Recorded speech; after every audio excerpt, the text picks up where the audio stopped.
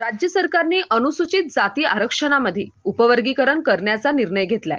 तो निर्णय तात्काळ रद्द करण्यात यावा या मागणीसाठी राहुरी येथील आरक्षण बचाव कृती समितीच्या वतीने दिनांक 10 जून रोजी तहसील कार्यालयावर मोर्चा काढण्यात आला. 1 ऑगस्ट 2024 रोजी सर्वोच्च न्यायालयाने दिलेल्या निकालानुसार अनुसूचित जाती प्रवर्गात उपवर्गीकरण करण्याचे अधिकार राज्य सरकारला देण्यात आले आहेत. या निर्णयामुळे अनुसूचित जातींमध्ये दोन समाजात दरी निर्माण होऊन फूट पडण्याची शक्यता आहे. त्यामुळे राज्य सरकारने अनुसूचित जाती प्रवर्गात कोणतेही उपवर्गीकरण करू नये, दोन समाजात फूट पाडू नये, तसेच बदर समितीचा अहवाल तात्काळ प्रकाशित करावा. याबाबत केंद्र सरकारने सर्वोच्च न्यायालयाच्या निर्णयाविरोधात पुनर्विचार याचिका दाखल करावी किंवा संसदेत कायद्याने संरक्षण द्यावे.